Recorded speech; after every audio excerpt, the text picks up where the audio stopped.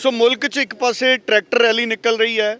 ਦਿੱਲੀ ਦੇ ਵਿੱਚ ਹਜ਼ਾਰਾਂ ਦੀ ਗਿਣਤੀ ਦੇ ਵਿੱਚ ਟਰੈਕਟਰ ਔਰ ਪੂਰੇ ਮੁਲਕ 'ਚ ਲੱਖਾਂ ਦੀ ਗਿਣਤੀ ਦੇ ਵਿੱਚ ਜਿਹੜੇ ਟਰੈਕਟਰ ਨੇ ਅੱਜ ਉਹ ਕਿਸਾਨਾਂ ਦੇ ਝੰਡੇ ਅਤੇ ਦੇਸ਼ ਦੇ ਝੰਡਾ ਲਾ ਕੇ 26 ਜਨਵਰੀ ਦੀ ਪਰੇਡ ਦੀ ਰਿਹਰਸਲ ਕਰ ਰਹੇ ਨੇ। ਸੋ ਸਾਡੇ ਮੁਲਕ ਦੇ ਵਿੱਚ ਮੈਂ ਕਹਿਣਾ ਚਾਹੂੰਗਾ ਕਿ 1907 ਤੋਂ ਬਾਅਦ ਇਹ ਇੱਕ ਅਜਿਹਾ ਵੱਡਾ ਅੰਦੋਲਨ ਹੈ ਜਿਹੜਾ ਪੂਰੇ ਮੁਲਕ ਦੇ ਵਿੱਚ ਫੈਲਿਆ ਹੈ ਔਰ ਜਿਹਦੇ ਵਿੱਚ ਕਿਸਾਨ ਆਪਣੇ ਹੱਕ ਔਰ ਸੱਚ ਦੀ ਲੜਾਈ ਲੜ ਰਹੇ ਨੇ ਔਰ ਸਰਕਾਰਾਂ ਨੂੰ ਸਮਝਾ ਰਹੇ ਨੇ ਕਿਸਾਨ ਕਿ ਜ਼ਮੀਨੀ ਹਕੀਕਤਾਂ ਨੂੰ ਸਰਕਾਰਾਂ ਸਮਝਣ। ਕਿਤੇ ਨਾ ਕਿਤੇ ਲਗਾਤਾਰ ਸਰਕਾਰ ਕਹਿ ਰਹੀ ਹੈ ਕਿ ਕਿਸਾਨਾਂ ਨੂੰ ਅਸੀਂ ਸਮਝਾ ਰਹੇ ਹਾਂ, ਪਰ ਕਿਸਾਨਾਂ ਦਾ ਇਹ ਕਹਿਣਾ ਹੈ ਕਿ ਜ਼ਮੀਨ ਤੇ ਖੇਤੀ ਕੀ ਹੈ ਕਿਸਾਨਾਂ ਨਾਲੋਂ ਵੱਧ ਕੋਈ ਨਹੀਂ ਸਮਝਦਾ। ਸੋ ਸਰਕਾਰਾਂ ਕਿਸਾਨਾਂ ਦੀ ਗੱਲ ਨੂੰ ਸਮਝਣ ਔਰ ਕਾਨੂੰਨਾਂ ਨੂੰ ਰੱਦ ਕਰਕੇ ਨਵੇਂ ਸਿਰੇ ਤੋਂ ਇਹਨਾਂ ਕਾਨੂੰਨਾਂ ਦਾ ਨਿਰਮਾਣ ਕੀਤਾ ਜਾਵੇ। ਸੋ ਸਮੇਂ-ਸਮੇਂ 'ਤੇ ਕਿਸਾਨਾਂ ਨਾਲ ਗੱਲਾਂ ਬਾਤਾਂ ਹੁੰਦੀਆਂ ਰਹਿੰਦੀਆਂ ਨੇ। ਪੰਜਾਬ ਦੇ ਵਿੱਚ ਵੀ ਅੱਜ ਅਸੀਂ ਦੌਰੇ 'ਤੇ ਨਿਕਲੇ ਹਾਂ। ਵੱਖ-ਵੱਖ ਥਾਵਾਂ ਦੇ ਉੱਤੇ ਜਿਹੜੇ ਟੋਲ ਬੈਰੀਅਰ ਨੇ ਅੱਜ ਵੀ ਬੰਦ ਨੇ। ਲਗਭਗ 3 ਮਹੀਨੇ ਦਾ ਸਮਾਂ ਜਾਂ ਇਸ ਤੋਂ ਕੁਝ ਵੱਧ ਦਾ ਸਮਾਂ ਹੋ ਗਿਆ। ਸੋ ਕੁਝ ਕਿਸਾਨ ਨੇ ਅੱਜ ਬਹੁਤ ਬੁਨਿਆਦੀ ਗੱਲਾਂ ਕਿਸਾਨਾਂ ਦੇ ਨਾਲ ਕਰਦੇ ਹਾਂ ਕਿ ਕੀ ਸੱਚਮੁੱਚ ਸਰਕਾਰਾਂ ਨਹੀਂ ਸਮਝਦੀਆਂ ਕਿ ਕਿਸਾਨਾਂ ਦੀਆਂ ਬੁਨਿਆਦੀ ਦਿੱਕਤਾਂ ਕੀ ਨੇ, ਤੇ ਸਰਕਾਰ ਵੱਲੋਂ ਜਿਹੜੀ ਗੱਲ ਕਹੀ ਜਾ ਰਹੀ ਹੈ ਕਿ ਅਸੀਂ ਕਿਸਾਨਾਂ ਨੂੰ ਸਮਝਾ ਰਹੇ ਹਾਂ। ਸੋ ਜਿਹੜੇ ਜ਼ਮੀਨ 'ਤੇ ਕਿਸਾਨ ਬੈਠੇ ਨੇ, ਜਿਹੜੇ ਰੋਜ਼ ਖੇਤਾਂ 'ਚ ਖੇਤੀ ਕਰਦੇ ਨੇ, ਉਹ ਕੀ ਸੋਚਦੇ ਨੇ, ਇੱਕ ਇੱਕ ਕਰਕੇ ਸਾਰਿਆਂ ਨਾਲ ਗੱਲ ਕਰਾਂਗੇ। ਸਰਦਾਰ ਜੀ, ਨਰਿੰਦਰ ਮੋਦੀ ਹੁਣੀ ਲਗਾਤਾਰ ਕਹਿ ਰਹੇ ਨੇ ਕਿ ਕਾਨੂੰਨ ਚੰਗੇ ਨੇ। ਉਹ ਕਹਿ ਰਹੇ ਨੇ ਅਸੀਂ ਕਿਸਾਨਾਂ ਨੂੰ ਸਮਝਾਉਣ ਦੀ ਕੋਸ਼ਿਸ਼ ਕਰ ਰਹੇ ਹਾਂ। ਕਿਸਾਨਾਂ ਵੱਲੋਂ ਵੀ ਸਮਝਾਉਣ ਦੀ ਕੋਸ਼ਿਸ਼ ਸਰਕਾਰ ਨੂੰ ਕੀਤੀ ਜਾਊਗੀ। ਕਿਵੇਂ ਕਿਸਾਨ ਦੱਸਣਾ ਚਾਹਣਗੇ ਨਰਿੰਦਰ ਮੋਦੀ ਅਗਰ ਸੁਣਦੇ ਹੋਣ ਇਹੋ ਜਿਹੇ ਪ੍ਰੋਗਰਾਮ, ਤੇ ਕਿਹੜੀਆਂ ਗੱਲਾਂ ਨੇ ਜਿਨ੍ਹਾਂ ਵੱਲ ਨਰਿੰਦਰ ਮੋਦੀ ਧਿਆਨ ਦੇਣ? ਉਹਨਾਂ ਨੂੰ ਪਹਿਲੀ ਗੱਲ ਤਾਂ ਨਰਿੰਦਰ ਮੋਦੀ ਨੂੰ ਸੁਣਦਾ ਹੀ ਕੁਛ ਨਹੀਂ, ਨਾ ਉਹ ਕਿਸਾਨਾਂ ਬਾਰੇ ਜਾਣਦੇ ਨੇ। ਕਿਸਾਨ ਉਹਨਾਂ ਨੂੰ ਹਰ ਗੱਲ ਸਮਝਾਉਂਦੇ ਨੇ। ਉਹਨੇ ਤਾਂ ਬਾਹਰਲੇ ਮੁਲਕਾਂ ਨੂੰ ਵੀ ਪੱਟਤਾ ਮੋਦੀ ਨੇ। ਜਿਹੜੀ ਅੱਜ ਹਰ ਕਿਸਾਨ ਮੋਦੀ ਨੂੰ ਸਮਝਾਉਣ ਲੱਗਿਆ ਹੋਇਆ। ਕਿਸਾਨਾਂ ਨੂੰ ਅਨਪੜ੍ਹ ਸਮਝਦੇ ਸੀ, ਪਰ ਅੱਜ ਦੇ ਕਿਸਾਨ ਪੜ੍ਹੇ ਲਿਖੇ ਜਿੱਦਾਂ ਕਿ ਰਾਜੇਵਾਲ ਔਰ ਹੋਰ ਸਾਡੇ ਕਿਸਾਨ ਨੇ, ਸਾਰੇ ਮੋਦੀ ਨੂੰ ਸਮਝਾਉਂਦੇ ਨੇ ਵੀ ਖੇਤੀ ਕਿਵੇਂ ਕਰੀਦੀ ਹੈ ਔਰ ਖੇਤੀ ਦਾ ਮੁੱਲ ਅਸੀਂ ਲੈਣਾ। ਅੱਛਾ, ਸਾਡੇ ਕਿਸਾਨ ਸਮਝਦੇ ਨੇ ਕਿ ਜਿਹੜੀਆਂ ਸਾਡੀਆਂ ਬੁਨਿਆਦੀ ਦਿੱਕਤਾਂ ਨੇ ਉਹਨਾਂ ਨੂੰ ਸਰਕਾਰ ਨਹੀਂ ਸਮਝ ਸਕੀ, ਜਾਂ ਸਾਡੇ ਜਿਹੜੇ ਵੱਡੇ ਵੱਡੇ ਅਫਸਰ ਨੇ ਜਿਹੜੇ ਨੀਤੀਆਂ ਬਣਾਉਂਦੇ ਨੇ ਉਹ ਵੀ ਨਹੀਂ ਸਮਝ ਸਕੇ ਅੱਜ ਤੱਕ? ਨਹੀਂ ਸਮਝ ਸਕੇ। ਉਹ ਤਾਂ ਦਿੱਲੀ ਕੁਰਸੀ 'ਤੇ ਬੈਠੇ ਕਾਨੂੰਨ ਬਣਾ ਕੇ ਪਰੇ ਹੋ ਜਾਂਦੇ ਨੇ, ਪਰ ਉਹ ਖੇਤਾਂ 'ਚ ਆ ਕੇ ਦੇਖਣ ਬਈ ਅਸੀਂ ਕਿੱਦਾਂ ਖੇਤੀ ਹੁੰਦੀ ਹੈ, ਕੀ ਬੀਜਦੇ ਨੇ, ਕਿਵੇਂ ਉਹਨੂੰ ਪਾਲਦੇ ਨੇ। ਰਾਤਾਂ ਨੂੰ ਝੋਨੇ ਦੇ ਟਾਈਮ ਸੱਪਾਂ ਦੀਆਂ ਸਿਰੀਆਂ 'ਤੇ ਟੱਪ ਕੇ ਤਾਂ ਝੋਨਾ ਬਣਦਾ। ਹੁਣ ਕਣਕ ਬੀਜਦੇ ਨੇ, ਕਣਕ ਨੂੰ ਰਾਤ ਨੂੰ ਪਾਣੀ, ਬਿਜਲੀ ਸਾਨੂੰ ਟਾਈਮ ਨਾਲ ਨਹੀਂ ਦਿੰਦੇ, ਪਰ ਉਹ ਆਪਣੀ ਕੁਰਸੀ 'ਤੇ ਬੈਠੇ ਆਪਣੇ ਜ਼ੋਰ ਨਾਲ ਧੱਕੇਸ਼ਾਹੀ ਕਰਦੇ ਨੇ ਕਿਸਾਨਾਂ ਦੇ ਨਾਲ। ਜੀ ਚਲੋ, ਮੈਂ ਇੱਕ ਇੱਕ ਕਰਕੇ ਕਈ ਕਿਸਾਨ ਨੇ, ਮੈਂ ਹੋਰਾਂ ਕਿਸਾਨਾਂ ਨਾਲ ਵੀ ਗੱਲ ਕਰੂੰਗਾ, ਤਾਂ ਥੋੜ੍ਹੀ ਗੱਲ ਤੁਸੀਂ ਸਾਰੇ ਜ਼ਰੂਰ ਦੱਸੋ। ਸਰਦਾਰ ਜੀ, ਹੁਣ ਇਹ ਅੰਦੋਲਨ ਤਾਂ ਕਾਫੀ ਭਖ ਗਿਆ, ਟਰੈਕਟਰ ਰੈਲੀਆਂ ਵੀ ਆ ਰਹੀਆਂ ਨੇ। ਇਸ ਅੰਦੋਲਨ ਦੇ ਨਾਲ ਤੁਹਾਨੂੰ ਲੱਗਦਾ ਹੈ ਕਿ ਸਰਕਾਰ ਜ਼ਮੀਨੀ ਹਕੀਕਤ ਪਤਾ ਕਰਨ ਦੀ ਕੋਸ਼ਿਸ਼ ਕਰੂ? ਸਰਕਾਰ ਕਹਿੰਦੀ ਸਾਨੂੰ ਸਾਰਾ ਕੁਝ ਪਤਾ ਹੈ, ਪਰ ਕਿਸਾਨਾਂ ਦੇ ਮੁਤਾਬਕ ਸਰਕਾਰ ਨੂੰ ਸਾਰਾ ਕੁਝ ਨਹੀਂ ਪਤਾ। ਹੁਣ ਸਰਕਾਰ ਸਾਰਾ ਕੁਝ ਜ਼ਮੀਨ ਤੋਂ ਪਤਾ ਕਰਨ ਦੀ ਕੋਸ਼ਿਸ਼ ਕਰੂ ਜਾਂ ਕਰਨੀ ਚਾਹੀਦੀ ਹੈ? ਜੇ ਸਰਕਾਰ ਕੋਈ ਆਪਣੇ ਪੱਧਰ 'ਤੇ ਕੋਈ ਗੁਪਤ ਕਮੇਟੀ ਬਣਾ ਦੇ 100-200 ਸਾਇੰਟਿਸਟਾਂ ਦੀ ਵੀ ਜ਼ਮੀਨ 'ਤੇ ਆ ਕੇ ਤੁਸੀਂ ਸਮਝੋ ਖੇਤੀਬਾੜੀ ਨੂੰ, ਤੁਹਾਨੂੰ ਲੱਗਦਾ ਹੈ ਵੀ ਫਿਰ ਸਰਕਾਰ ਸਮਝ ਜੂਗੀ ਵੀ ਕਾਨੂੰਨਾਂ 'ਚ ਬਦਲਾਅ ਜ਼ਰੂਰੀ ਹੈ? ਹਾਂਜੀ, ਇਹ ਸਰਕਾਰ ਹੈ ਜਿਹੜੀ, ਇਹ ਬੋਲੀ ਸਰਕਾਰ ਆ, ਇਹ ਸਮਝਦੀ ਨਹੀਂ। ਸਾਰੇ ਕਿਸਾਨ ਇਹਨੂੰ ਸਮਝਾ ਰਹੇ ਨੇ ਬਈ ਇਹ ਜਿਹੜੇ ਕਾਲੇ ਕਾਨੂੰਨ ਬਣਾਏ ਨੇ ਇਹ ਬਿਲਕੁਲ ਕਿਸਾਨਾਂ ਦੇ ਉਲਟ ਨੇ। ਕਿਸਾਨਾਂ ਨੂੰ ਇਹਦੇ 'ਚ ਕੋਈ ਫਾਇਦਾ ਨਹੀਂ, ਸਮਝਾਉਣ ਦੇ ਯਤਨ ਕੀਤੇ ਜਾ ਰਹੇ ਨੇ। ਸਰਕਾਰ ਕਿਵੇਂ ਸਮਝੇ? ਜੇ ਸਰਕਾਰ ਸਮਝਣਾ ਚਾਹਵੇ ਤੇ ਕਿਵੇਂ ਸਮਝੇ? ਸਰਕਾਰ ਕਿਸਾਨਾਂ ਕੋਲੇ ਆਵੇ, ਆਪਣੇ ਨੁਮਾਇੰਦੇ ਭੇਜੇ, ਜ਼ਮੀਨ ਤੇ ਖੇਤਾਂ 'ਚ ਅਫਸਰ ਭੇਜੇ, ਕਿਵੇਂ ਸਰਕਾਰ ਸਮਝੇ ਵੀ ਹਕੀਕਤ 'ਚ ਕਿਸਾਨਾਂ ਦੀ ਜਿਹੜੀ ਮੰਗ ਹੈ ਉਹ ਜਾਇਜ਼ ਹੈ? ਸਰਕਾਰ ਨੂੰ ਸਮਝ ਨਹੀਂ ਆ ਰਹੀ। ਮੈਂ ਤੁਹਾਡੇ ਤੋਂ ਪੁੱਛਦਾ ਵੀ ਸਰਕਾਰ ਕਿਵੇਂ ਸਮਝੂਗੀ, ਕੀ ਕਰੇ ਸਰਕਾਰ? ਸਰਕਾਰ ਆਪਣੇ ਨੁਮਾਇੰਦੇ ਇੱਥੇ ਭੇਜੇ, ਖੇਤਾਂ 'ਚ ਕਿਸਾਨਾਂ ਨਾਲ ਗੱਲ ਕਰੇ, ਕਿਸਾਨਾਂ ਤੋਂ ਪੁੱਛ ਸਕਦੀ ਆ ਵੀ ਕੀ ਤਕਲੀਫ ਹੈ ਤੁਹਾਨੂੰ, ਇਹਦਾ ਕੀ ਨੁਕਸਾਨ ਆ। ਇਹਦੇ ਸਾਰੇ ਅਸੀਂ ਦੱਸਾਂਗੇ ਵੀ ਨੁਕਸਾਨ ਕੀ ਨੇ ਤੇ ਫਾਇਦਾ ਇਹਦਾ ਕੋਈ ਵੀ ਹੈ ਨਹੀਂ। ਅੱਛਾ, ਸਰਕਾਰ ਇੱਕ ਬਾਰ-ਬਾਰ ਗੱਲ ਕਰਦੀ ਹੈ, ਮੈਂ ਸਾਰੇ ਮੰਤਰੀ ਸੁਣਦਾ, ਪ੍ਰਧਾਨ ਮੰਤਰੀ ਵੀ ਕਹਿੰਦੇ ਨੇ, ਇਹ ਕਹਿੰਦੇ ਵੀ ਅਸੀਂ ਮੰਡੀਆਂ ਬੰਦ ਨਹੀਂ ਕਰ ਰਹੇ, ਪਰ ਕਹਿੰਦੇ ਜਿਹੜੀ ਪ੍ਰਾਈਵੇਟ ਸੈਕਟਰ 'ਚ ਤੁਸੀਂ ਵੇਚੋਗੇ ਉਹਦੇ ਨਾਲ ਤੁਹਾਡਾ ਫਾਇਦਾ ਇਸ ਰੂਪ 'ਚ ਹੋਊਗਾ ਕਿ ਅਗਰ ਤੁਹਾਨੂੰ ਸਰਕਾਰੀ ਮੰਡੀ 'ਚ ਅਗਰ ਵੱਧ ਰੇਟ ਨਹੀਂ ਮਿਲਦਾ ਤੇ ਬਾਹਰ ਤੁਹਾਨੂੰ ਹੋ ਸਕਦਾ ਵੱਧ ਰੇਟ ਮਿਲ ਜੇ। ਸਰਕਾਰ ਇਹ ਮੰਡੀ ਸਿਸਟਮ ਨੂੰ ਲੈ ਕੇ ਜਿਹੜੀਆਂ ਚਿੰਤਾਵਾਂ ਨੇ ਉਹਦੇ ਪਿੱਛੇ ਕਾਰਨ ਕੀ ਹੈ? ਇਹੀ ਤਾਂ ਸਭ ਤੋਂ ਵੱਡਾ ਕਾਰਨ ਇਹੀ ਹੈ, ਇਹ ਜਿਹੜੀਆਂ ਪਹਿਲਾਂ ਮੰਡੀਆਂ ਬਣਾਈਆਂ ਨੇ ਇਹਨਾਂ ਦੇ ਇਹਦੇ ਪੈਰਲਲ ਮੰਡੀਆਂ ਬਣਾਈਆਂ ਨੇ ਤਾਂ ਕਿ ਕਿਸਾਨਾਂ ਨੂੰ ਕੁਝ ਸਮਾਂ ਸਾਲ 2 ਸਾਲ ਇਹ ਵਧੀਆ ਰੇਟ ਦੇਣਗੇ, ਐਨ ਕਿਸਾਨਾਂ ਨੂੰ ਮਗਰ ਲਾ ਲੈਣਗੇ। ਫਿਰ ਇਹਨਾਂ ਤੋਂ ਬਾਅਦ ਇਹਨਾਂ ਨੇ ਇਹੀ ਮੰਡੀਆਂ ਜਿਹੜੀਆਂ ਅੰਦਰਲੀਆਂ ਨੇ ਇਹ ਬੰਦ ਕਰ ਦੇਣੀਆਂ ਨੇ। ਅੱਛਾ, ਮੈਂ ਸਬਜ਼ੀਆਂ ਤੇ ਵੀ ਗੱਲ ਕਰਨਾ ਚਾਹੂੰਗਾ। ਜਿਹੜੇ ਹੁਣ ਤੁਸੀਂ ਕਿਸਾਨ ਸਬਜ਼ੀਆਂ ਵੇਚਦੇ ਹੋ, ਸਬਜ਼ੀਆਂ ਵੀ ਜਿਹੜੀਆਂ ਤੁਸੀਂ ਉਗਾਉਂਦੇ ਹੋ, ਪੈਦਾ ਕਰਦੇ ਹੋ, ਸਬਜ਼ੀਆਂ 'ਚ ਸਾਨੂੰ ਕੋਈ ਮਾੜਾ ਮੋਟਾ ਮੁਨਾਫਾ ਹੈਗਾ? ਕਣਕ ਝੋਨੇ 'ਚ ਤਾਂ ਚਲੋ ਨਾ ਮਾਤਰ ਮੁਨਾਫਾ ਹੈ, ਸਬਜ਼ੀਆਂ 'ਚ ਮਾੜਾ ਮੋਟਾ ਮੁਨਾਫਾ ਹੈ ਕਿਉਂਕਿ ਸਬਜ਼ੀਆਂ ਤੇ ਤਾਂ ਕਦੀ ਵੀ MSP ਨਹੀਂ ਲੱਗਿਆ, ਸਬਜ਼ੀਆਂ ਦੀ ਤਾਂ ਮੰਡੀਆਂ ਪਹਿਲਾਂ ਵੀ ਖੁੱਲੀਆਂ ਨੇ। ਤੁਸੀਂ ਸਰਕਾਰ ਨੂੰ ਸਬਜ਼ੀਆਂ ਬਾਰੇ ਕੁਝ ਦੱਸਣਾ ਚਾਹੋਗੇ? ਹਾਂ, ਸਬਜ਼ੀਆਂ ਦੇ ਵਿੱਚ ਕਿਸਾਨਾਂ ਨੂੰ ਕੁਝ ਫਾਇਦਾ ਹੈਗਾ, ਇਹਦੇ 'ਚ ਕੋਈ ਸ਼ੱਕ ਨਹੀਂ। ਜਿਹੜੀਆਂ ਰੋਜ਼ ਦਾ ਰੋਜ਼ ਉਹਨਾਂ ਨੂੰ ਭਾਅ ਮਿਲ ਜਾਂਦਾ, ਰੋਜ਼ ਦੀ ਰੋਜ਼ ਨਗਦ ਪੈਸੇ ਮਿਲ ਜਾਂਦੇ ਆ।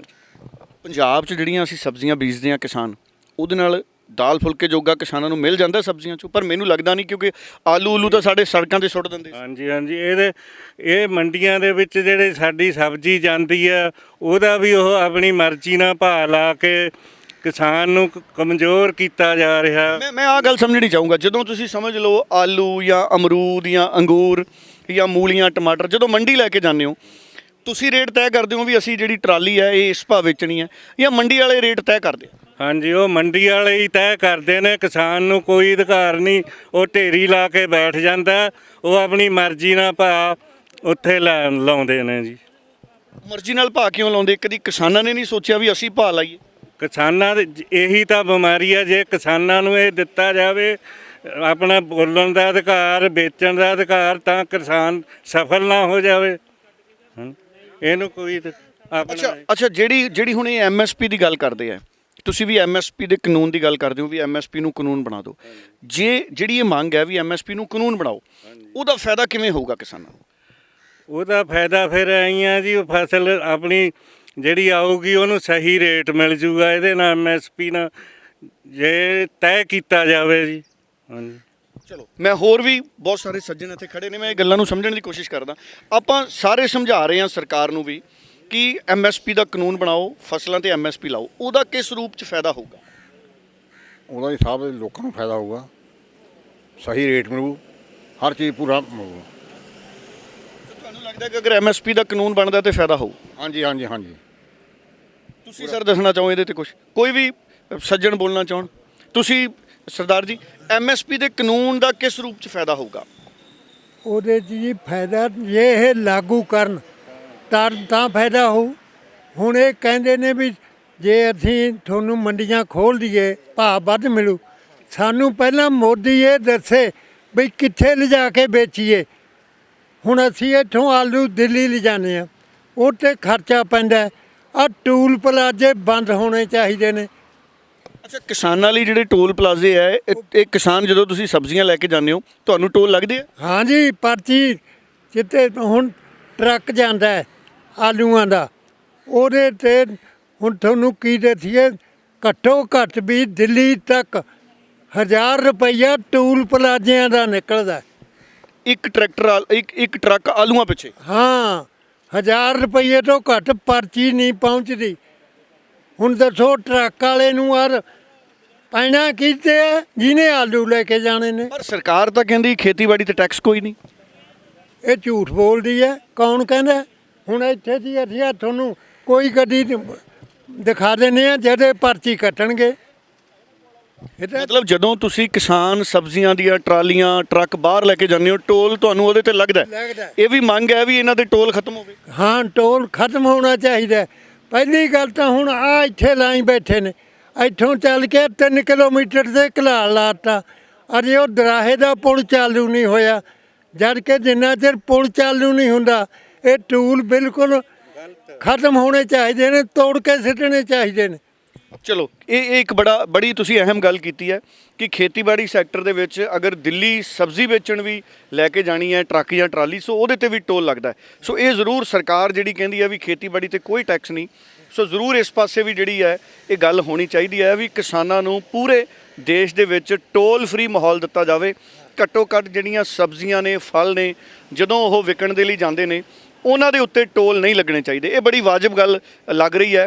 ਨਿਸ਼ਚਿਤ ਤੌਰ ਦੇ ਉੱਤੇ ਕਿਸਾਨੀ ਉਨੀ ਜ਼ਿਆਦਾ ਮਾਰਜਨ 'ਚ ਜਾਂ ਪ੍ਰੋਫਿਟ 'ਚ ਨਹੀਂ ਹੈ ਜਿੰਨੀ ਸੋਚੀ ਜਾਂਦੀ ਹੈ। ਸੋ ਕੁਝ ਤੁਰੰਤ ਪ੍ਰਭਾਵ ਦੇ ਨਾਲ ਜਿਹੜੇ ਪ੍ਰਧਾਨ ਮੰਤਰੀ ਨੇ ਨਰਿੰਦਰ ਮੋਦੀ ਨੇ ਜਾਂ ਖੇਤੀਬਾੜੀ ਸੈਕਟਰ ਦੇ ਲੋਕ ਨੇ ਉਹਨਾਂ ਨੂੰ ਇਹ ਮੰਗਾਂ ਤਾਂ ਪ੍ਰਵਾਨ ਕਰਨੀਆਂ ਚਾਹੀਦੀਆਂ ਨੇ। ਤੁਸੀਂ ਜਿਵੇਂ ਹੁਣ ਤੁਹਾਡੇ ਯੂਨੀਅਨ ਦੇ ਲੀਡਰ ਮੰਗਾਂ ਕਰਦੇ ਨੇ, ਇਹ ਵੀ ਮੰਗ ਹੈਗੀ ਆ ਵੀ ਟੋਲ ਮੁਕਤ ਕੀਤੀ ਜਾਵੇ ਖੇਤੀਬਾੜੀ। ਬਿਲਕੁਲ।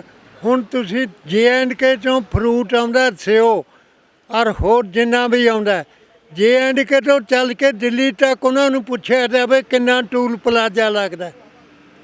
ਘੱਟੋ ਘੱਟ 2000 ਤੇ ਉੱਪਰ ਟੂਲ ਪਲਾਜ਼ਾ ਲੱਗਦਾ। ਅੱਛਾ, ਮੈਂ ਇੱਕ ਗੱਲ ਹੋਰ ਜਾਣਨਾ ਚਾਹੂੰਗਾ। ਆਮ ਤੌਰ ਤੇ ਸਰਕਾਰ ਹੁਣ ਕਹਿੰਦੀ ਵੀ ਨਵੇਂ ਕਾਨੂੰਨ ਦੇ ਨਾਲ ਮੰਡੀਆਂ ਫ੍ਰੀ ਨੇ, ਵੀ ਤੁਸੀਂ ਜਿੱਥੇ ਮਰਜ਼ੀ ਆਪਣੀ ਫਸਲ ਵੇਚੋ। ਇਹ ਸੰਭਵ ਹੈ ਪੰਜਾਬ ਦਾ? ਜੇ ਤੁਸੀਂ ਪੰਜਾਬ ਦੇ ਕਿਸਾਨ ਹੋ ਸਾਰੇ, ਤੁਹਾਨੂੰ ਲੱਗਦਾ ਵੀ ਤੁਸੀਂ ਕਣਕ ਵੇਚਣ ਮੱਧ ਪ੍ਰਦੇਸ਼ ਚੱਲ ਜਾਓਗੇ ਜਾਂ ਛੱਤੀਗੜ੍ਹ ਜਾਂ ਦਿੱਲੀ ਕਣਕ ਲੈ ਜਾਓਗੇ ਜਾਂ ਝੋਨਾ ਦਿੱਲੀ ਮਹਾਰਾਸ਼ਟਰ ਲੈ ਜਾਓਗੇ, ਇਹ ਸੰਭਵ ਲੱਗਦਾ ਤੁਹਾਨੂੰ?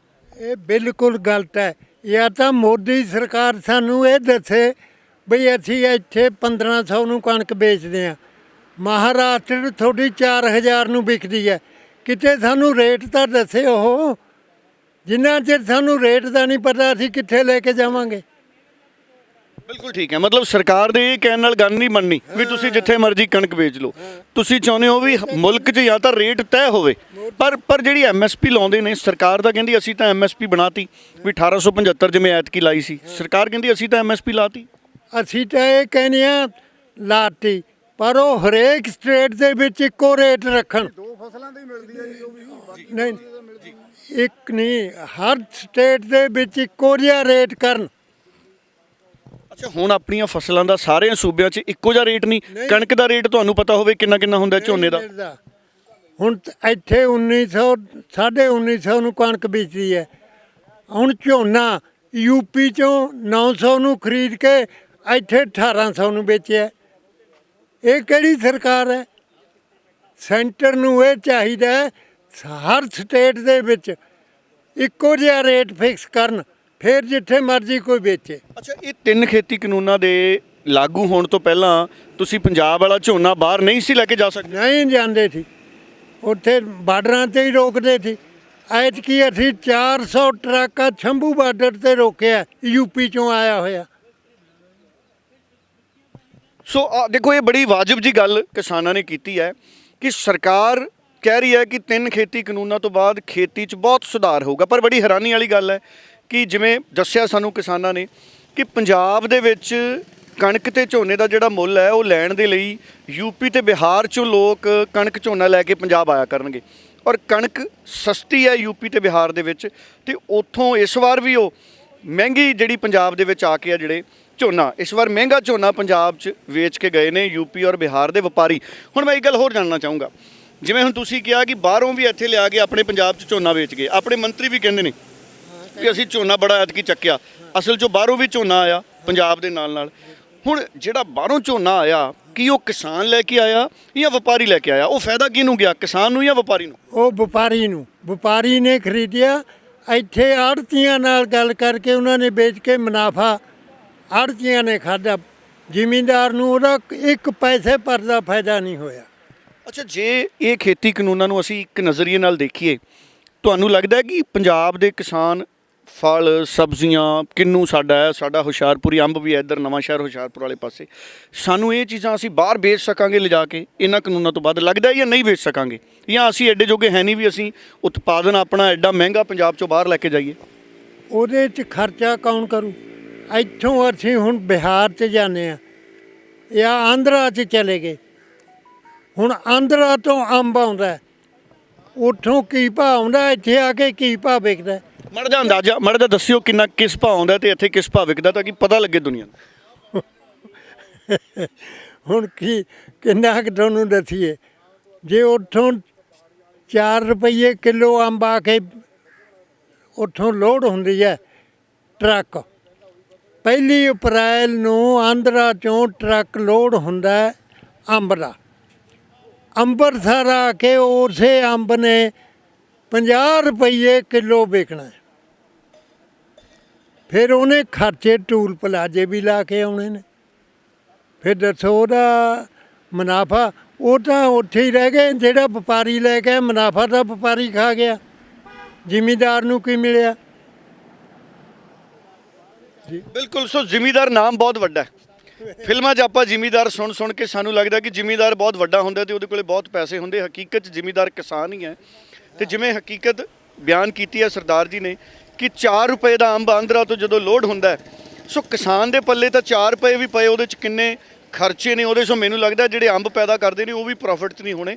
ਅਸੀਂ ਜਿਹੜੇ ਅੰਬ ਚੂਪਦੇ ਹਾਂ 50 ਰੁਪਏ ਦਾ ਤਾਂ ਉੱਤਰਦਾ, ਉਸ ਤੋਂ ਬਾਅਦ ਵੱਖ-ਵੱਖ ਬਾਜ਼ਾਰਾਂ 'ਚ ਆ ਕੇ ਮੈਂ ਵੀ ਕਈ ਵਾਰੀ 100-150 ਰੁਪਏ ਕਿਲੋ ਵੀ ਅੰਬ ਖਰੀਦਦਾ ਪੰਜਾਬ ਦੇ ਵਿੱਚ, ਤੁਸੀਂ ਵੀ ਖਰੀਦੇ ਹੋਵੋਗੇ।